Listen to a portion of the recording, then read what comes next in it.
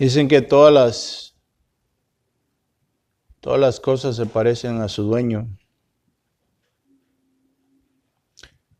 Mi hijo me acaba de informar que el micrófono ya está dando las últimas, ¿verdad? Todo dice que se parece a su dueño, ¿verdad? Pero gloria a Dios, estamos aquí, es por su gracia solamente. Y en esta mañana pues vamos a embarcarnos en un nuevo estudio, habiendo terminado el libro de Jonás. Espero que hayamos aprendido, aunque sea algo, ¿no? Esa es la esperanza, que no seamos como muchas iglesias en los Estados Unidos que tienen conferencia cada 3 meses, están saturados de teología, pero son letardos, son haraganes en la fe. Están gordos de teología, pero no la ponen en práctica. Mi oración que, aunque aprendamos una cosa por libro, ¿verdad? Pero que nos vaya cambiando la vida, nos vaya conformando más a la imagen de Cristo. Esa es la meta del cristiano. Al final, eso es lo que Dios propone hacer, es conformarnos a la imagen y semejanza de Cristo. Él es nuestro Señor y es la voluntad de Dios que seamos conformados a su imagen y semejanza. Esto es difícil, porque instintivamente el hombre es rebelde de corazón. Me basta simplemente examinarme a mí mismo para darme cuenta cuán rebelde.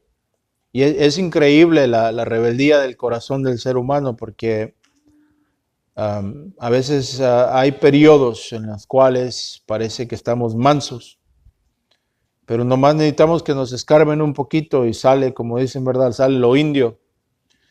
Y como dicen, no, es lo que sale cuando nos aprietan, que es realmente lo que somos, ¿verdad? Es el jugo de limón que sale cuando lo aprietas, demuestra la calidad de la fruta, ¿verdad? Así es el hombre. Cuando todo va bien y pues estamos en la iglesia, ponemos nuestra mejor faceta, pero el chiste es ver cómo reaccionamos, ¿verdad? Cuando en la calle nos encontramos con las diferentes cosas que nos puedan tentar, ¿no? Que nos puedan dar un apretón, como dicen, ¿verdad? Es ahí donde sale la estirpe, la esencia del individuo. Es cuando somos puestos bajo el fuego, que se revela la calidad del producto. Así es que es mi oración que aprendamos algo.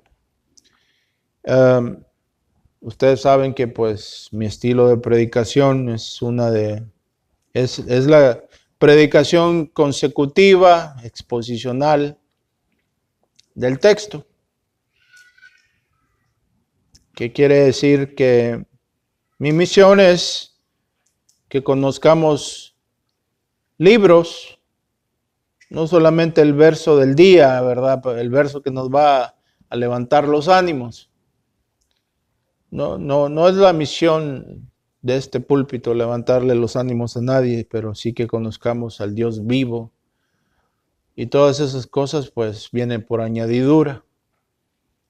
La exposición a Dios es de beneficio para el hombre, como dijo aquel autor del libro Conociendo a Dios, el autor canadiense J.I. Packer, dijo que no hay tiempo mejor empleado, no hay tiempo mejor gastado que que en la indagación y el conocimiento de aquel a quien le llamamos Padre.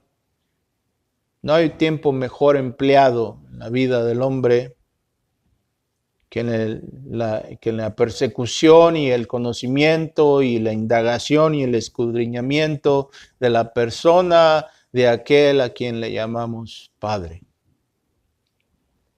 Y esto es a lo que estamos dedicados, mientras a Él le plazca, ¿verdad?, que podamos estar haciendo esto. Así es que nuestro libro en el cual nos vamos a embarcar es la epístola del apóstol San Pablo a los Gálatas. Así que vamos a empezar por explicando qué es una epístola. ¿Qué es una epístola? Una epístola, dijo alguien, es la esposa de los apóstoles, ¿verdad? No es eso. Dijo alguien, las epístolas son las esposas de los apóstoles. Y dijo otro, no, esas son las pastoras, dijo. Entonces no se sabe quién está peor, ¿verdad? La enfermedad común de la iglesia en Latinoamérica, el discernimiento, ¿verdad?, es la anemia espiritual de la iglesia en Latinoamérica. El discernimiento es la palabra anatema. Es que, hermano, usted es muy legalista, dice uno. El discernimiento es la anemia de la iglesia moderna y causa cáncer. La falta de discernimiento, ¿verdad?, es la anemia de la iglesia moderna en Latinoamérica, ¿verdad? Nos gusta que nos den versos que nos hagan sentir bonitos, pero no nos gusta leer libros. Me pregunto cuántos cristianos conocen o han leído todos los 66 libros de la Biblia y saben de qué se tratan, por lo menos. ¿Verdad? Es algo bien interesante. Una epístola es un documento escrito por uno de los discípulos y apóstoles. Todos somos discípulos, pero no todos somos apóstoles. Dirá un hermano, sí es cierto, hermano, es que los apóstoles son especiales, esos nomás están en África y en Sudamérica. Ahí hay uno en Nicaragua, yo creo. No, hermanos, los apóstoles, legítimamente hablando, son aquellos que fueron escogidos por el Señor Jesucristo personalmente. Fueron testigos de su ministerio, caminaron con Él, le vieron crucificado y vieron al Cristo resucitado. Esa es la calificación para un apóstol y ser de la casa de Israel, descendiente del Israel étnico. Si alguien puede cumplir esos requisitos, entonces se puede llamar un apóstol, bíblicamente hablando, ¿verdad? Esos son los requisitos para un apóstol. Lo cual nos lleva al autor de esta carta, quien es el apóstol Pablo. Pablo observó su apostolado como lo describió como el hecho de una mujer cuando tiene un aborto. Pablo vio su apostolado como algo casi como quien dice algo fuera de lo común y no de una manera galante, sino él se vio a sí mismo como cuando a una mujer, como decimos, se le viene el niño antes del tiempo, ¿no? Tiene un aborto. Algo que era normal, que él no se veía a sí mismo como alguien que merecía ese título.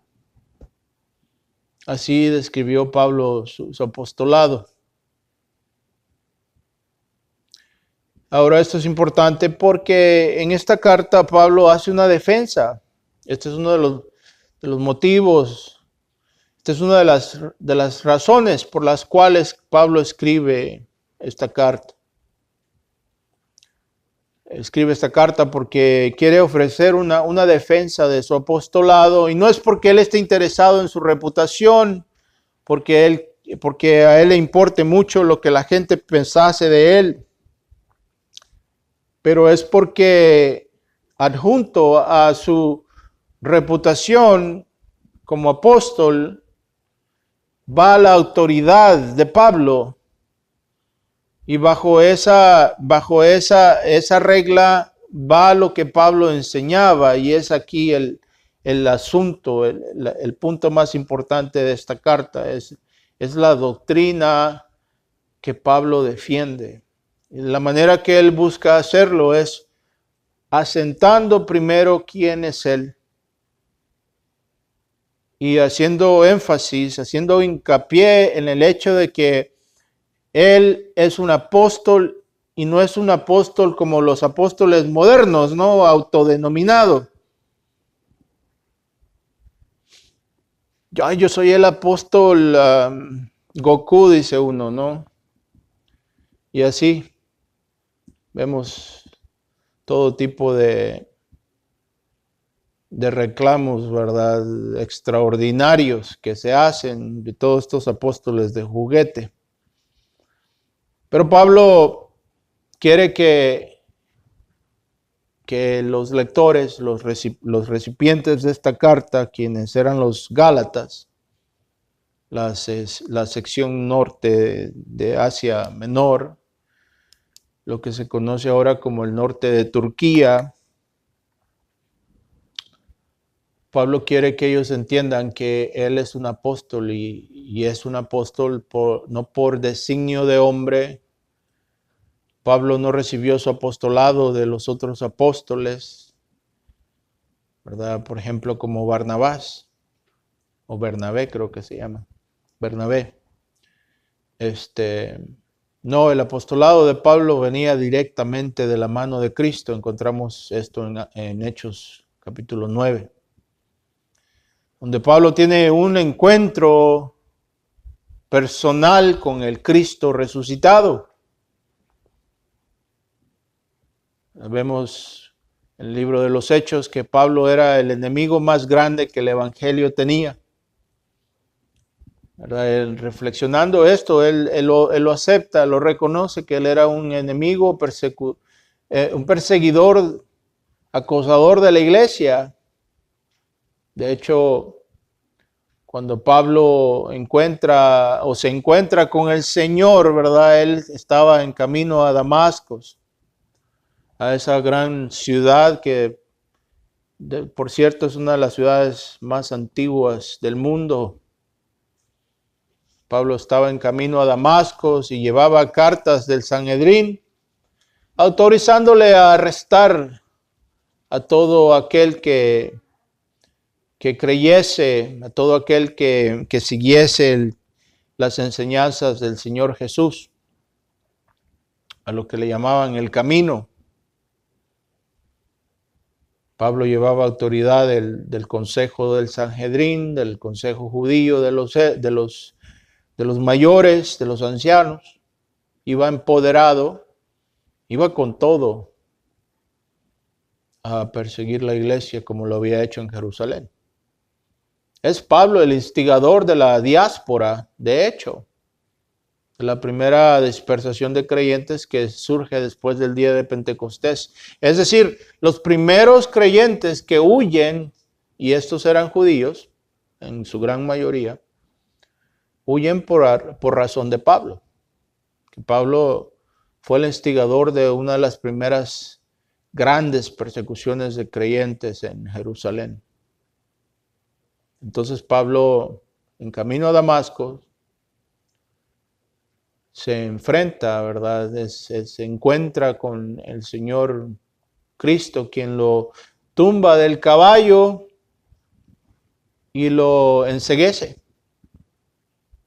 Y sabemos la historia, ¿no? Pablo le pregunta, Señor, ¿quién eres? ¿Verdad? Pablo era un judío fariseo, era una estrella que estaba surgiendo, ¿verdad? Era una persona que estaba subiendo de entre los rangos a un lugar, había subido ya a un lugar de mucha prominencia. Era una persona muy importante, era un erudito de la ley. Pablo no usaba la palabra Señor como lo usamos nosotros, ¿verdad? De manera casual y blasfema. Usamos el nombre del Señor para todo. Pablo no lo usaba así, para él el nombre del Señor era sagrado. Entonces cuando Pablo dice, ¿quién eres tú, Señor? Es una palabra es una pregunta cargada de significado. Él está preguntando, ¿quién eres, Dios? Y la respuesta viene, ¿no? Soy Jesús, quien tú persigues. Imagínense qué devastador fue esto, ¿no?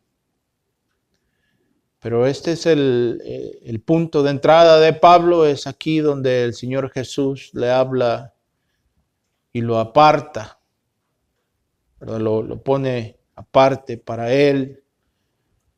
Vemos cómo manda a Ananías a orar por Pablo y Pablo recibe su vista de regreso y es bautizado y es reconocido y apuntado como el instrumento del Señor Jesús, ¿verdad? Pablo es apuntado como el instrumento del Señor Jesús para dice el texto, para proclamar su nombre y sufrir por su nombre. Pablo, este fue el camino, esta fue la designación de Pablo. Entonces, cuando venimos a la carta y vemos que Pablo, lo primero que les dice, si observan en el versículo número 1, dice Pablo, ¿verdad? Se identifica a él, Pablo, apóstol. Y dice, no de parte de hombres, ni mediante de hombre alguno, sino por medio de Jesucristo y de Dios el Padre, que lo resucitó de entre los muertos. En pocas palabras, lo que Pablo está diciendo, yo soy un apóstol de Jesús y no he recibido mi autoridad de ningún hombre. Eso es importante porque todo lo que Pablo va a decir depende de estas palabras. Ahora, ¿cuál es el tema principal? No tenemos que llegar ahí. El tema principal de esta epístola es la justificación. Ese es el tema principal. Este es, como dicen, ¿verdad? Este es el magnus opus de Pablo. Esta es la epístola que devasta todos esos cultos. Realmente, si los evangélicos fueran consistentes y realmente esmerados en la palabra, ¿verdad? Y la escudriñaran, si leyésemos esta epístola,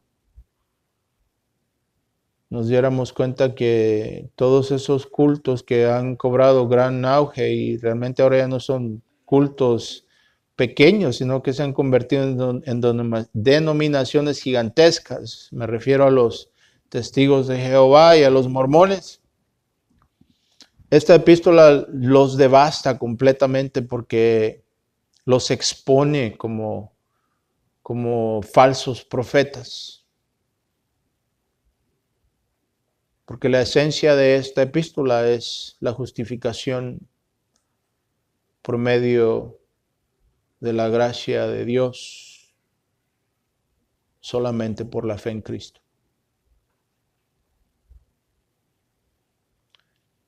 Se dice aparte de las obras, pero hemos tenido problemas con nuestros hermanos carismáticos porque también ellos han sido confundidos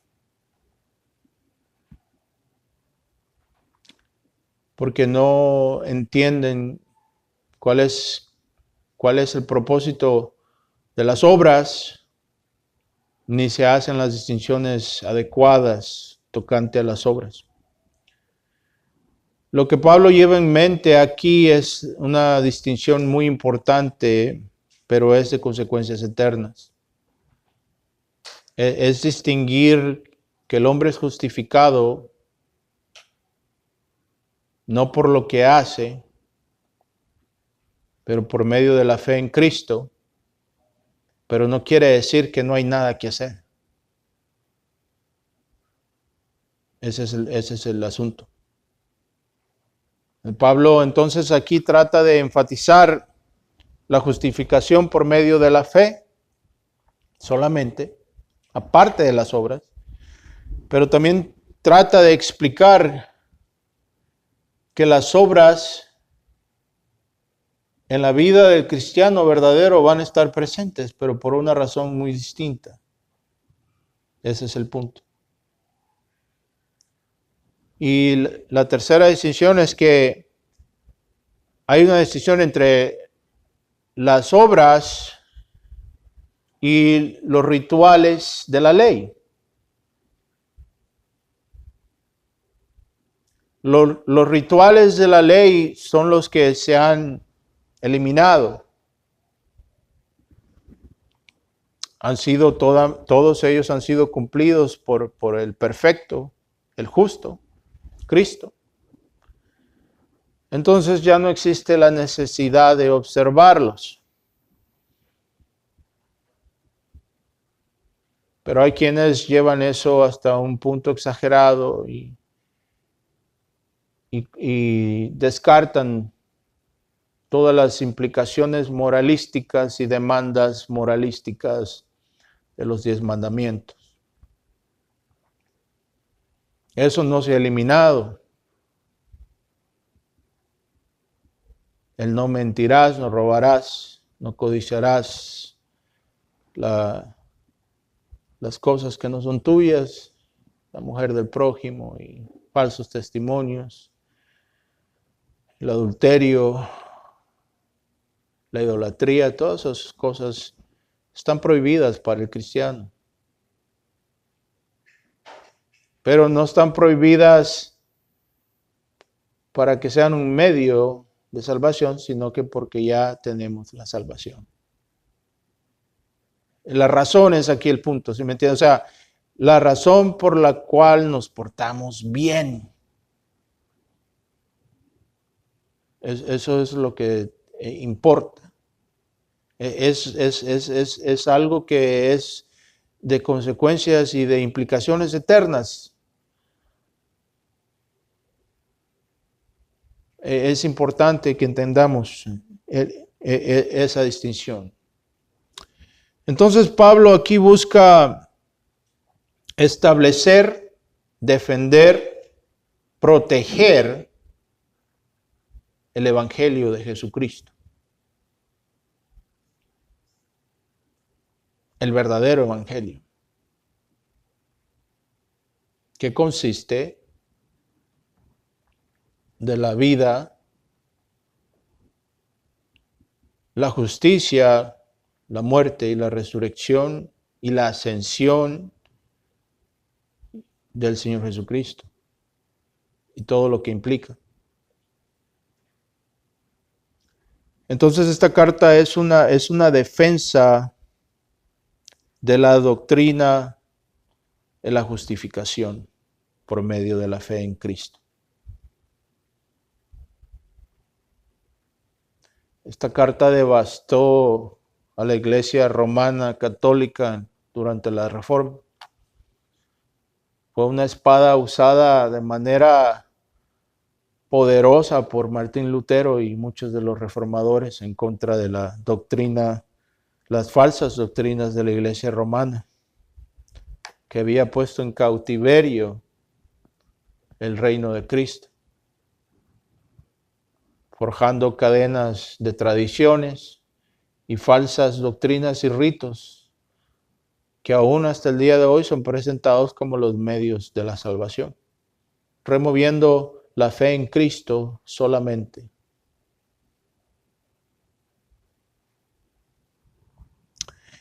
Voy a leer, bueno, fechas. Pablo escribe esta carta. El consenso va entre los años 50 y 55 después de Cristo. Menos de 20 años después del día de Pentecostés. Las iglesias en Galacia fueron establecidas por Pablo durante su primer y segundo viaje misionero. En el primero vemos que Pablo parte de Antioquía a Ciprés, de Ciprés a Panfilia, de Panfilia suben al norte, a Derbe, a Pisidia en Panfilia, a Iconio, de ahí regresan a Antioquía, donde fueron primeramente los cristianos llamados cristianos por primera vez. En su segundo viaje, Pablo va por tierra, llega hasta la región norte de Asia Menor, donde se me olvida la ciudad, donde conoce a Timoteo, conoce a la mamá de Timoteo, a Luis, y a su abuela, que no me acuerdo el nombre tampoco, pero Yunes. Así es, entonces él establece estas iglesias, él es su padre espiritual. Y una de las cosas que Pablo les dice es que él está sorprendido. Y no está sorprendido tanto porque se estén apartando de la verdad, sino que lo están haciendo tan rápido. Ahora Pablo dirige sus cañones, ¿no?, en contra de los judaizantes, los Judaizers. Eran aquellos judíos que habían creído en Cristo, pero no querían dejar los rituales de la ley a un lado y exigían la circuncisión como condición para ser cristiano. Están como algunas sectas en el evangelismo, ¿no?, como la Iglesia de Cristo. Piden el bautismo como condición para la salvación. No lo dicen tanto con esas palabras, pero eso es lo que creen. Si no eres bautizado, de cierta manera eres cristiano como de segundo rango. No está claro ese asunto. Y luego tenemos a los carismáticos en el otro lado, que si no hablas en lenguas no tienes el Espíritu Santo tampoco, ¿verdad? Entonces, eres salvo, pero como que no, como que sí, pero no, y no se sabe ese asunto, ¿verdad? Todas esas cosas son dirigidas aquí, son tratadas por Pablo y los pone en su lugar. Pablo es un hombre, en esta carta Pablo podemos ver que él sí está enojado, está enfurecido y frustrado con los Gálatas. Así es que no escatima piropos Pablo en esta carta. Les dice que está sorprendido. Dice, ¿quién los arruinó? ¿Quién los ha echado a perder? Les pregunta, ¿verdad? Me maravillo, dice en versículo 6, que tan pronto habéis abandonado a aquel que os llamó a la gracia de Cristo para seguir un evangelio diferente, puesto que en realidad no hay otro evangelio, solo que hay algunos. Estos son escuchen, todo aquel que distorsiona, que pone una condición para la salvación, sea que hable usted en lengua, sea que se tenga que bautizar, sea que se tenga que venir sin maquillaje a la iglesia, todas estas cosas, todos estos caen bajo esta condenación de Pablo.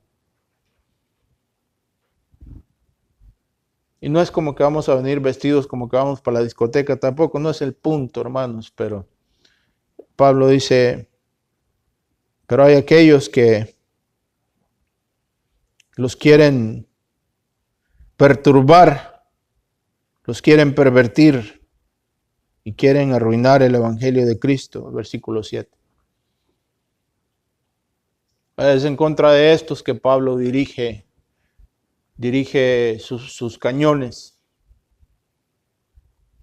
En contra de todo aquel que osa distorsionar, adulterar, cambiar el Evangelio. E incluso aquellos que lo hacen con buenas intenciones. Aquellos que han tratado de hacer el Evangelio más compacto, más aceptable, menos ofendoso, menos ofensivo, más fácil de digerir. Aquellos que han reducido el Evangelio a quien quiera aceptar a Cristo, usted también, pásele aquí, venga aquí, venga a orar, diga, repita, hermano, ya repite el cliente, ya, barabín, barabum, ya, bienvenidos, hermanos, reciban los hermanos al reino de Dios. Todo eso está condenado bajo los cañones de Pablo en esta epístola. Hermano, esto está difícil. Claro que está difícil, pero entiendan que Pablo entiende el asunto. Esto es de consecuencias eternas, las consecuencias de seguir un evangelio falso es que usted va a terminar en el infierno. Ese es el asunto.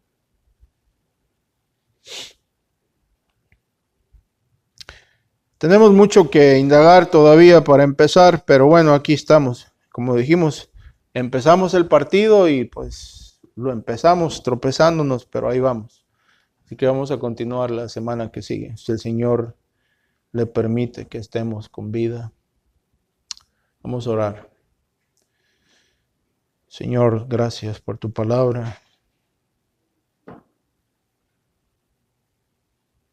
Bendícela, Señor, y permítenos que nos sea de provecho en Cristo Jesús. Amén.